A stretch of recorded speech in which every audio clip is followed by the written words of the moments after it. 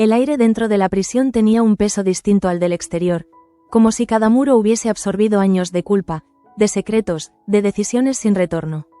Allí, en ese espacio donde el tiempo parecía estancado, Nieves aguardaba con la mirada firme, sin rastro de arrepentimiento, mientras la figura de don Agustín cruzaba el umbral con una solemnidad que no lograba ocultar su inquietud. El sacerdote avanzó despacio, como si cada paso necesitara ser medido, no por prudencia, sino por el temor de encontrarse con una verdad que no podría moldear a su conveniencia. Frente a él, Nieves no bajó la mirada ni un solo instante. Al contrario, lo sostuvo con una intensidad casi desafiante, como si aquel encuentro no fuese una confesión, sino un juicio invertido. Durante unos segundos, el silencio dominó la estancia, cargado de todo lo que no necesitaba ser dicho. Don Agustín esperaba encontrar culpa, remordimiento, una grieta por donde colarse con sus palabras de consuelo. Pero lo que encontró fue algo mucho más incómodo. Una mujer que había aceptado las consecuencias de sus actos sin pedir absolución. Cuando finalmente habló, su voz fue suave, pero teñida de una autoridad que pretendía imponerse sobre la situación. Sin embargo, Nieves lo interrumpió antes de que pudiera avanzar demasiado. No había súplica en su tono, ni siquiera defensa. Lo que emergió fue una rabia contenida, una indignación que no pedía comprensión, sino que exigía respeto por una decisión que el mundo entero se empeñaba en condenar. Aquel momento marcó un quiebre invisible, porque lejos de arrepentirse, Nieves dejó claro que no consideraba sus actos un pecado, sino una forma de compasión que otros, como el propio sacerdote, no estaban dispuestos a entender. Y esa certeza, más que cualquier delito, era lo que realmente inquietaba a don Agustín. Mientras tanto, lejos de los muros de la prisión, la calma aparente de la casa grande comenzaba a resquebrajarse bajo el peso de nuevas sospechas. Andrés de la Reina caminaba de un lado a otro, incapaz de sacarse de la cabeza la escena que había presenciado horas antes, el encuentro entre Gabriel de la Reina y Enrique Burgos. No había sido una reunión casual, de eso estaba seguro. Había algo en la forma en que ambos se miraban, en la tensión apenas disimulada en sus gestos, que hablaba de acuerdos ocultos, de decisiones tomadas en la sombra. Y lo que más le perturbaba no era el encuentro en sí, sino el hecho de que Gabriel no había sentido la necesidad de ocultarlo mejor. Cuando finalmente decidió compartir lo ocurrido con su familia, el ambiente en el salón cambió de inmediato. Las palabras de Andrés no eran acusaciones directas, pero llevaban implícita una advertencia que nadie pudo ignorar. La inquietud se extendió como una mancha silenciosa, impregnando cada rincón de la estancia. Fue entonces cuando Damián de la Reina intervino, no para alimentar la duda, sino para sofocarla con una determinación que parecía surgir más del miedo que de la convicción. Para él, no había margen para la desconfianza en ese momento. El acuerdo con Brossard debía seguir adelante, costara lo que costara. En su mirada se reflejaba una urgencia difícil de ocultar. No era solo una cuestión de negocios, sino de supervivencia. La fábrica, el legado, todo lo que había construido durante años pendía de un hilo demasiado frágil. Y en ese contexto, cualquier sospecha contra Gabriel se convertía en un lujo que no podía permitirse. Sin embargo, mientras Damián hablaba, Andrés no podía evitar sentir que algo se le escapaba de las manos. Porque cuanto más insistía su padre en seguir adelante, más evidente se volvía que el peligro no venía de fuera, sino desde dentro. Por su parte, en un rincón más íntimo de la casa, Begoña Montes tomaba una decisión que marcaría un antes y un después en su vida. Frente a Julia, con una serenidad que ocultaba un torbellino interno, le confesó que no se marcharían, que Toledo dejaría de ser un lugar de paso para convertirse en su hogar definitivo. Aquellas palabras, que para Julia representaban una estabilidad largamente deseada, llevaban consigo un peso emocional que Begoña apenas podía sostener. Porque quedarse no significaba simplemente permanecer en un lugar, sino aceptar todo lo que ese lugar implicaba. Los recuerdos, las heridas, las presencias que nunca terminaban de desaparecer. Desde la puerta, sin ser vista, Beatriz escuchaba cada palabra con una atención casi obsesiva. No era simple curiosidad lo que la mantenía allí, sino una necesidad de entender los movimientos de su jefa, de anticiparse a decisiones que podían afectar mucho más de lo que aparentaban. Más tarde, cuando encontró el momento adecuado, se acercó a Begoña con una naturalidad estudiada, tanteando el terreno con preguntas aparentemente inocentes. Pero detrás de cada palabra había una intención clara: descubrir hasta qué punto aquella decisión era firme, hasta qué punto podía ser utilizada. Begoña respondió con cautela, consciente de que no todas las conversaciones eran lo que parecían. Había aprendido, a fuerza de golpes, que en ese entorno cada gesto, cada silencio, podía ser interpretado como una señal. Mientras tanto, en la fábrica, la rutina intentaba mantenerse en pie a pesar de las tensiones que la atravesaban. Marta de la Reina observaba con preocupación a Fina Merino, incapaz de ocultar su incomodidad ante la idea de que quisiera mudarse sola a un piso. No era solo una cuestión práctica, aunque así intentara plantearlo. Lo que realmente la inquietaba era lo que esa decisión implicaba: distancia, cambios, la posibilidad de que algo entre ellas se transformara de manera irreversible. Y aunque no lo dijera en voz alta, esa idea la desestabilizaba mucho más de lo que estaba dispuesta a admitir. Fina, por su parte, mantenía su postura con una firmeza que nacía de una necesidad profunda de independencia. Había pasado demasiado tiempo adaptándose a las expectativas de otros, cediendo espacios que sentía propios. Ahora, por primera vez, quería elegir por sí misma, incluso si eso significaba incomodar a quienes la rodeaban. Esa tensión, sutil pero constante, se instaló entre ambas como una grieta apenas visible, pero destinada a ensancharse con el tiempo. A su vez, en la tienda, el ambiente era completamente distinto, aunque no menos cargado. La noticia del encarcelamiento de Nieves se extendía como un susurro que se transformaba en rumor, y luego en juicio. Cada cliente, cada dependienta, aportaba su versión, su interpretación, construyendo una narrativa donde la verdad quedaba diluida entre opiniones. Fue en ese contexto donde Digna Merino apareció, con la determinación de quien no está dispuesto a permitir que la historia se escriba sin su intervención. No necesitó escuchar demasiado para comprender lo que estaba ocurriendo. Sin perder tiempo, se dirigió al despacho de Pablo, consciente de que el problema no era solo lo que había sucedido, sino cómo se estaba contando. Allí, con una firmeza que no admitía réplica, advirtió sobre el papel de don Agustín en la difusión de la noticia, señalando el peligro de convertir el púlpito en un tribunal. Pero su intervención no se limitó a la crítica. También ofreció su ayuda, su experiencia, su capacidad de movilizar recursos si era necesario para conseguir la liberación de Nieves. Porque para Digna, aquello no era solo una cuestión legal, sino una lucha por la dignidad de una mujer que, a su manera, había actuado siguiendo su conciencia. Lejos de allí, en la cantina, el ambiente estaba marcado por una preocupación más íntima. Mabel evitaba la mirada de todos, refugiándose en un silencio que hablaba más que cualquier palabra. Salva no podía entender su actitud. Le inquietaba que no quisiera visitar a su madre, que eligiera la distancia en un momento donde lo esperado era lo contrario. Pero lo que no alcanzaba a ver era el conflicto interno que la consumía. Fue Claudia quien decidió acercarse, con la sensibilidad de quien sabe que hay preguntas que deben hacerse con cuidado. Al explicarle lo que se decía en la colonia, el efecto fue inmediato. La rabia de Mabel emergió con una intensidad que sorprendió incluso a quienes la conocían bien. No era solo indignación por los rumores, sino una necesidad casi visceral de defender a su madre, de enfrentarse a quienes la estaban juzgando sin comprender. Por un momento, estuvo dispuesta a ir directamente contra don Agustín, a confrontarlo sin medir las consecuencias. Pero sus amigos lograron detenerla, apelando no a la razón, sino al afecto, recordándole que no todo se gana con enfrentamientos directos. Aún así, la semilla del conflicto ya estaba plantada. Y mientras todos estos hilos comenzaban a entrelazarse en una red cada vez más tensa, en algún lugar, en silencio, Gabriel de la Reina seguía moviendo las piezas de un juego que solo él parecía comprender del todo. Un juego donde cada decisión tenía un precio, y donde los sueños de unos estaban destinados a convertirse en la ruina de otros. La tarde avanzaba con una lentitud inquietante, como si el tiempo mismo se resistiera a dar paso a lo que estaba por venir. En distintos rincones de la colonia, las vidas seguían su curso, pero bajo esa aparente normalidad latía una tensión que nadie podía ignorar del todo.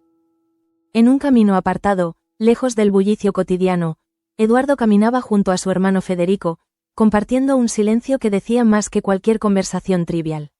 El sonido de sus pasos sobre la tierra húmeda marcaba un ritmo constante, casi hipnótico, mientras el peso de los años parecía acumularse entre ellos. La charla, cuando finalmente llegó, no fue ligera ni casual. Surgió de manera inevitable, como si ambos supieran que había algo pendiente, algo que no podía seguir postergándose. Eduardo, con una mezcla de nostalgia y anhelo, expresó su deseo de conocer a Roque, ese sobrino que para él representaba una conexión con algo más profundo, más humano. Pero la reacción de Federico fue inmediata y tajante. Su negativa no fue solo una respuesta, sino una barrera, una línea que no estaba dispuesto a permitir que se cruzara. En su gesto había algo más que protección. Había miedo, un temor antiguo que no necesitaba explicación para hacerse evidente. Aquella negativa dejó una grieta invisible entre los dos hermanos, una distancia que no se medía en pasos, sino en historias no contadas, en decisiones tomadas en silencio que seguían proyectando su sombra en el presente. Mientras tanto, en la casa grande, la maquinaria del poder seguía en marcha con una precisión inquietante. Los de la reina habían logrado algo que parecía improbable: conseguir un notario dispuesto a acelerar el acuerdo con Brossard antes de que cualquier obstáculo pudiera interponerse. El despacho se convirtió en un espacio donde cada palabra era calculada, cada firma anticipada con una mezcla de ansiedad y determinación. Damián de la Reina observaba los documentos con una concentración que escondía una inquietud creciente. Había en ese proceso una urgencia que no terminaba de encajar con la serenidad que intentaba proyectar. Como si, en el fondo, supiera que cada paso que daba lo acercaba a un desenlace del que quizás no podría regresar. A unos metros de allí, en otro rincón de la casa, Paula enfrentaba su propia batalla silenciosa. Tras haber abandonado la pensión, se encontraba en una situación de vulnerabilidad que no podía ignorar. Su orgullo le impedía pedir ayuda abiertamente, pero la necesidad era más fuerte que cualquier resistencia.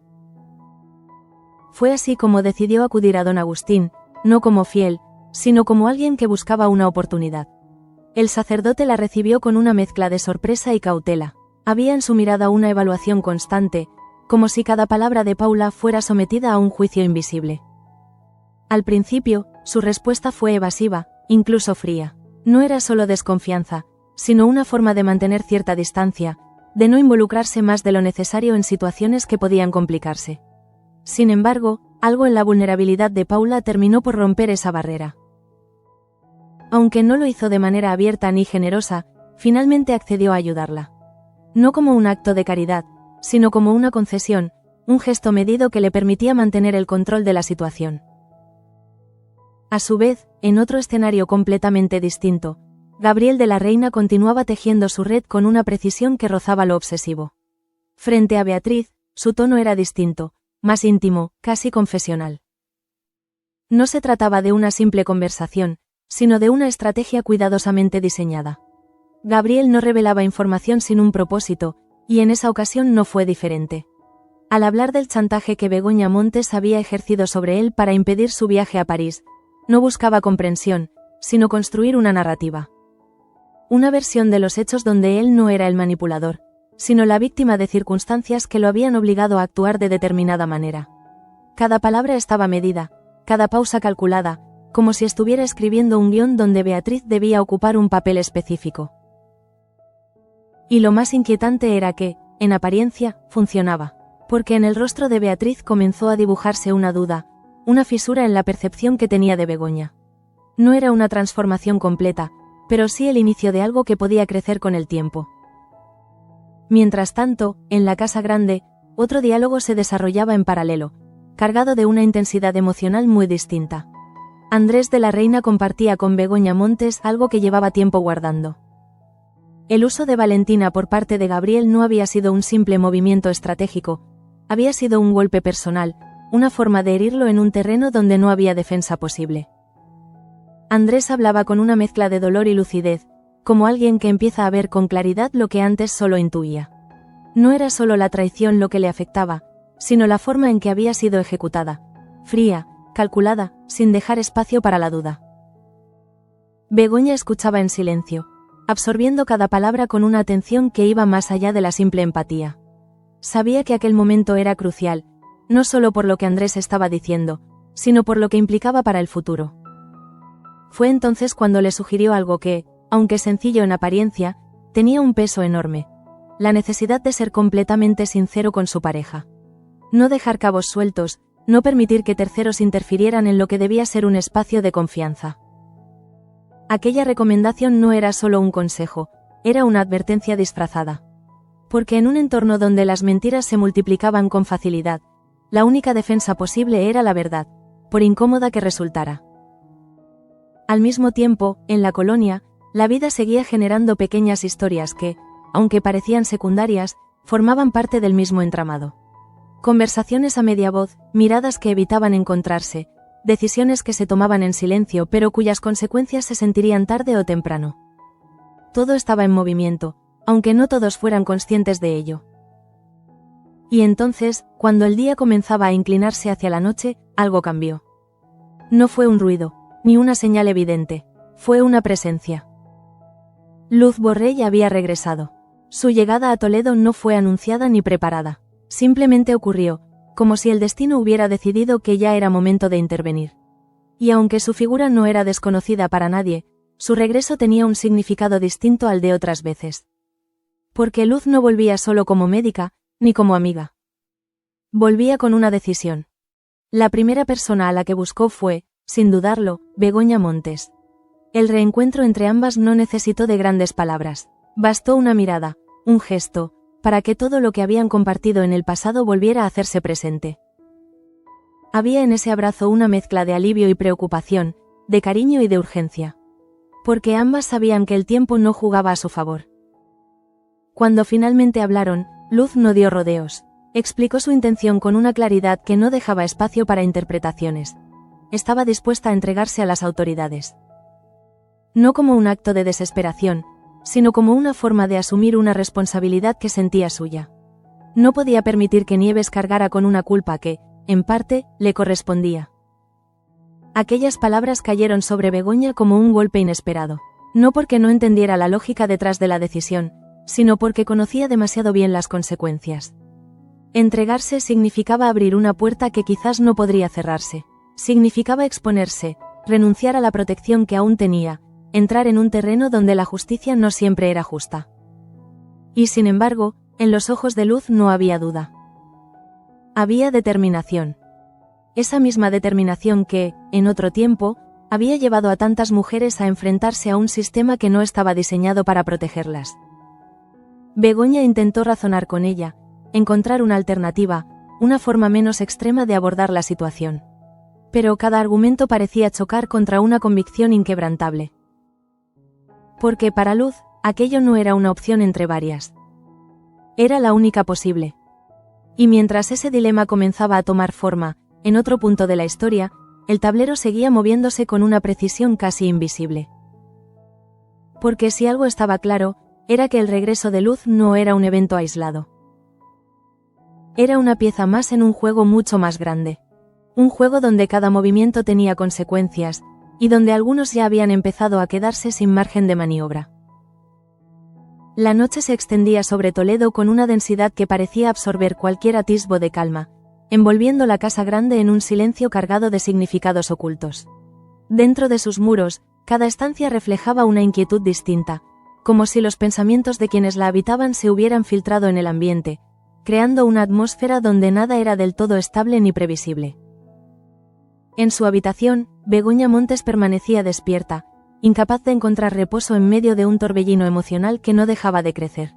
La decisión de Luz Borrell se imponía en su mente con una claridad casi dolorosa, obligándola a enfrentarse a las consecuencias de una verdad que, una vez pronunciada, ya no podría ser contenida ni transformada.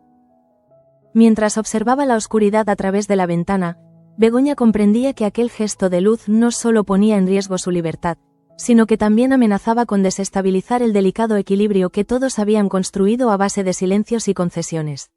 En ese instante, la idea de permanecer en Toledo adquiría un significado más profundo, convirtiéndose en una elección que implicaba asumir no solo el pasado, sino también un futuro incierto. En paralelo, en otra zona de la casa, Gabriel de la Reina se encontraba rodeado de documentos que ya no representaban control, sino incertidumbre. Aunque sus manos se movían con la precisión de siempre, su mente estaba centrada en un elemento que escapaba a su lógica habitual.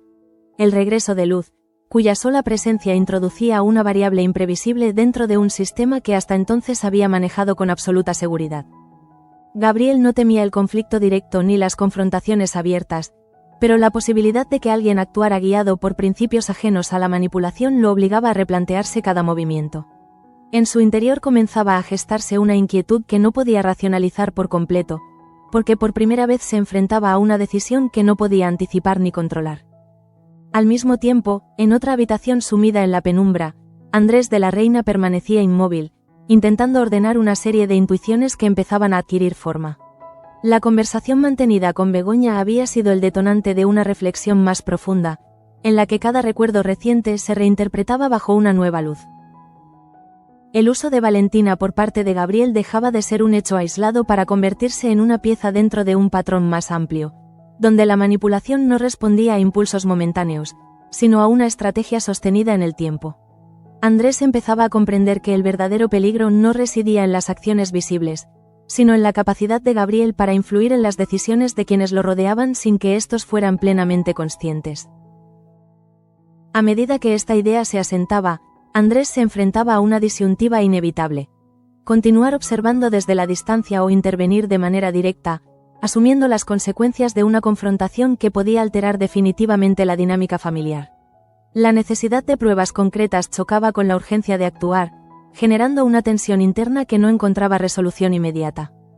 Por su parte, en la fábrica, el silencio nocturno ofrecía a Marta de la Reina un espacio donde enfrentarse a sus propias contradicciones. La decisión de Fina Merino de vivir sola no podía reducirse a una cuestión práctica, porque lo que realmente estaba en juego era la transformación de un vínculo que hasta entonces había permanecido en un terreno ambiguo. Mientras recorría el espacio vacío, Marta tomaba conciencia de que su incomodidad no provenía de la decisión en sí, sino de lo que esa decisión revelaba sobre sus propios sentimientos, largamente reprimidos por el peso de las responsabilidades y las expectativas externas. La posibilidad de perder a Fina no se manifestaba como una pérdida concreta, sino como la desaparición de algo que nunca había sido nombrado abiertamente, pero cuya ausencia empezaba a hacerse evidente.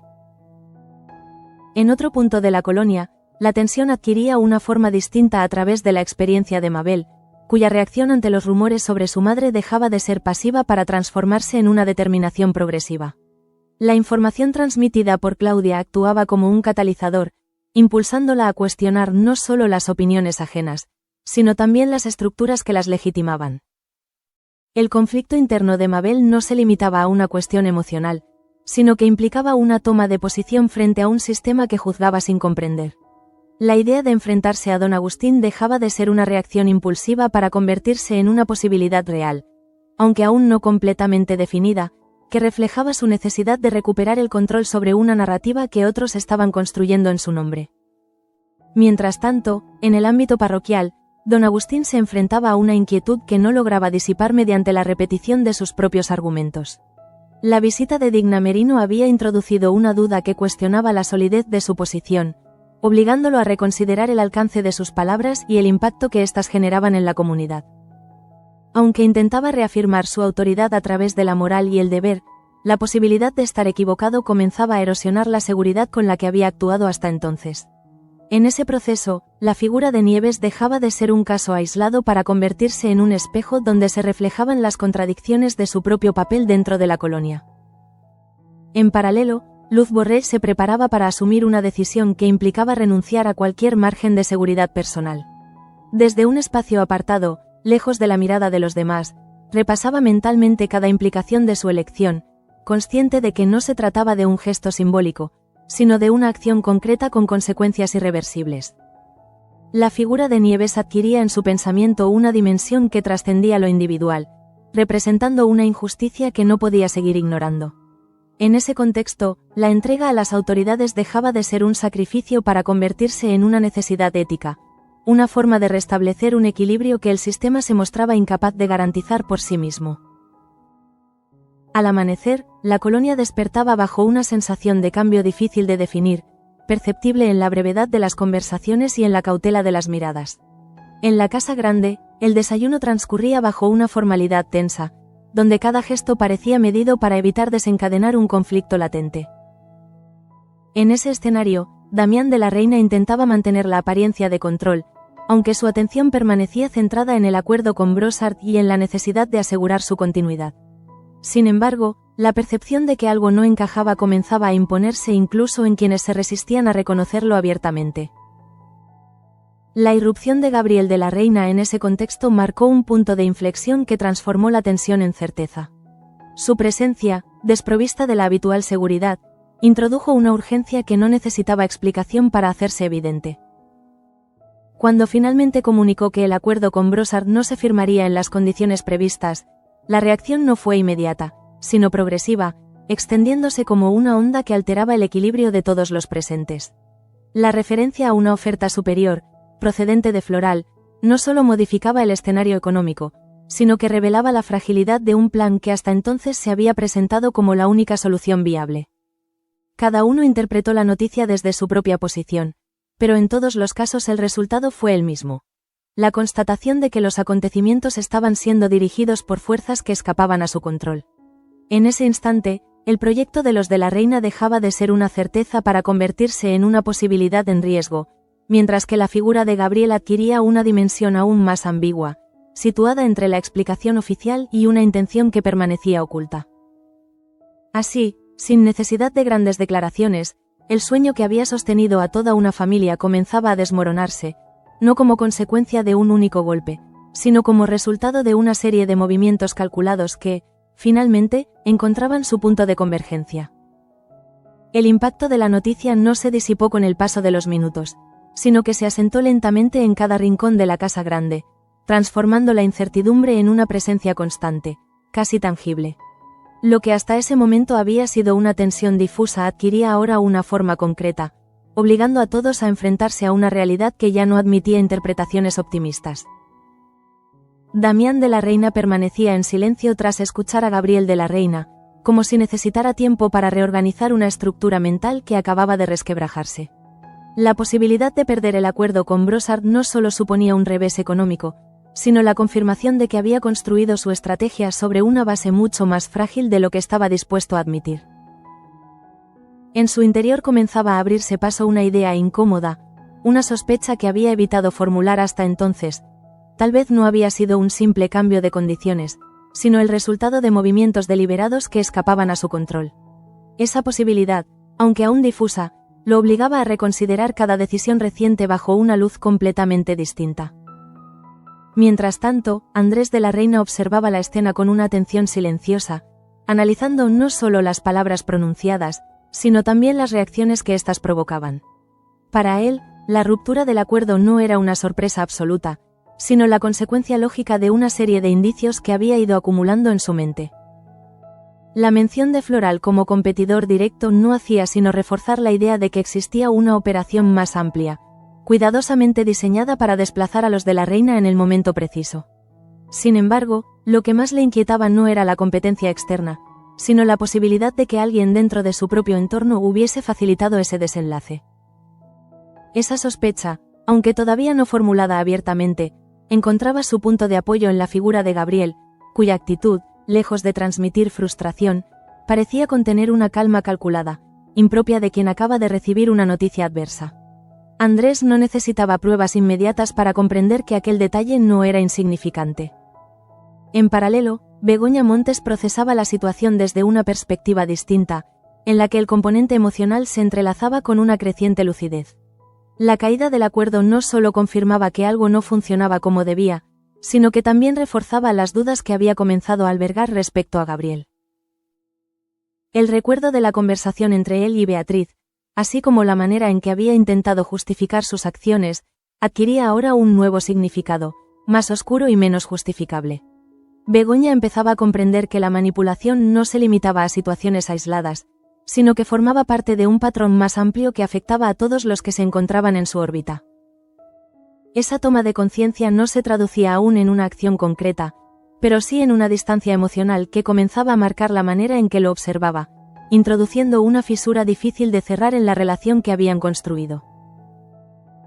Por su parte, en la fábrica, Marta de la Reina recibía la noticia con una mezcla de desconcierto y preocupación.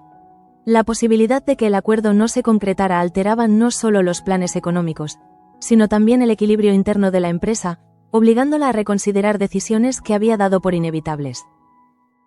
En ese contexto, la situación personal de Fina Merino adquiría una relevancia inesperada.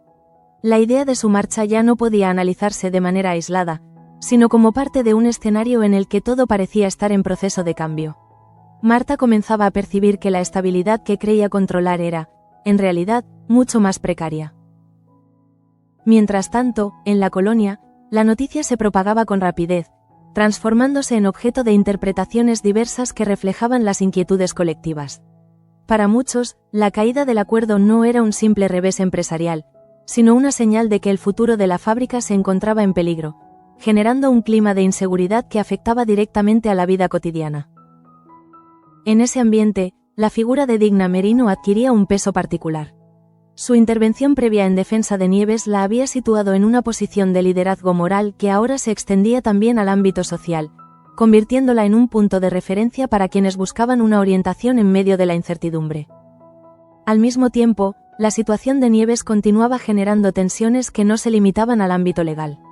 La persistencia de los rumores, alimentados en parte por los discursos de don Agustín, mantenía viva una polarización que comenzaba a dividir a la comunidad en torno a una cuestión que trascendía lo individual. En ese contexto, la postura de Mabel evolucionaba hacia una determinación más definida, en la que la necesidad de actuar empezaba a imponerse sobre el temor a las consecuencias. Su proceso interno dejaba de ser una reacción emocional para convertirse en una toma de posición consciente, orientada a recuperar el control sobre la imagen de su madre. A su vez, Luz Borrell avanzaba en la preparación de su decisión con una serenidad que contrastaba con la magnitud de lo que estaba en juego. La claridad con la que asumía las consecuencias de su entrega no respondía a una falta de miedo, sino a una convicción que había alcanzado un punto de no retorno. Para Luz, la situación de Nieves no podía resolverse mediante ajustes superficiales ni soluciones intermedias. La única vía que consideraba legítima implicaba asumir una responsabilidad compartida, aunque ello supusiera enfrentarse a un sistema que difícilmente distinguiría entre matices. Esa determinación, aunque aún no se había materializado en un acto concreto, comenzaba a influir en el equilibrio general, introduciendo una variable que podía alterar tanto el desarrollo del caso como las dinámicas internas de la colonia. Mientras tanto, en un plano más estratégico, Gabriel de la Reina continuaba ajustando su posición con una frialdad que contrastaba con la agitación del entorno. Lejos de reaccionar de manera impulsiva, analizaba las nuevas condiciones con la intención de identificar oportunidades dentro de un escenario aparentemente adverso. La intervención de Floral, lejos de representar una derrota definitiva, podía convertirse en un elemento útil dentro de una estrategia más amplia, siempre que se gestionara adecuadamente. Esa capacidad para reinterpretar los acontecimientos en función de sus propios intereses constituía uno de los rasgos más característicos de Gabriel, pero también uno de los más peligrosos. Porque en un entorno donde los demás reaccionaban desde la incertidumbre o la emoción, él operaba desde una lógica distinta, en la que cada crisis podía transformarse en una herramienta si se utilizaba con la precisión adecuada. Así, mientras el resto de los implicados comenzaba a asumir la magnitud del problema, Gabriel ya se encontraba un paso más allá, anticipando movimientos que aún no habían sido planteados por nadie más. Y en ese desfase entre percepción y acción residía una de las claves del conflicto que estaba a punto de intensificarse. A medida que avanzaba la jornada, quedaba claro que la ruptura del acuerdo no era un punto final, sino el inicio de una fase mucho más compleja, en la que las decisiones individuales tendrían un impacto cada vez mayor sobre el conjunto. En ese escenario, la combinación de factores, la crisis empresarial, el caso de Nieves, el regreso de Luz y las tensiones internas de la familia, configuraba una situación en la que cualquier movimiento podía desencadenar consecuencias imprevisibles. Lo que hasta entonces había sido una lucha contenida comenzaba a transformarse en un conflicto abierto, en el que las alianzas, las lealtades y las verdades ocultas se verían sometidas a una presión creciente. Y aunque nadie podía prever con exactitud el desenlace, todos empezaban a comprender que el tiempo de las medias tintas había llegado a su fin. La tarde caía lentamente sobre Toledo, pero el ambiente no encontraba reposo, como si cada rincón de la colonia se negara a aceptar la idea de una pausa. Todo lo ocurrido durante las últimas horas había alterado un equilibrio que, aunque frágil, había logrado sostenerse hasta ese momento, y ahora cada personaje parecía moverse dentro de un escenario donde las certezas ya no existían. En la casa grande, Damián de la Reina permanecía encerrado en su despacho, enfrentándose no solo a la caída del acuerdo, sino a una verdad mucho más difícil de asumir.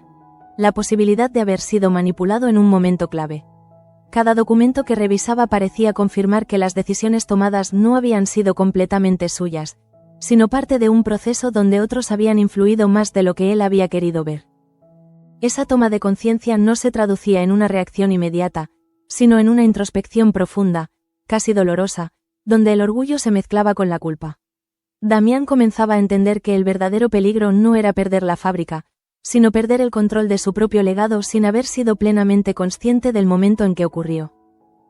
Mientras tanto, en otra parte de la casa, Begoña Montes avanzaba por el pasillo con una determinación que no había mostrado en mucho tiempo.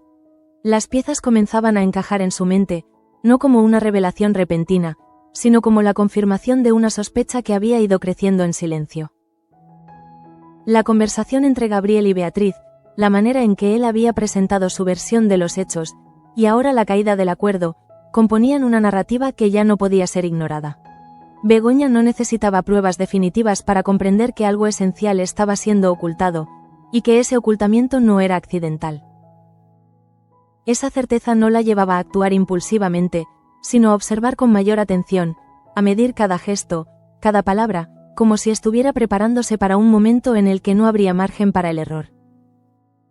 En paralelo, Andrés de la Reina se encontraba en la fábrica, recorriendo los espacios con una mirada distinta, más consciente del peso que cada decisión tendría a partir de ese momento. La noticia de la ruptura con Brossard había generado una inquietud evidente entre los trabajadores, y aunque muchos intentaban mantener la calma, la incertidumbre era imposible de ocultar.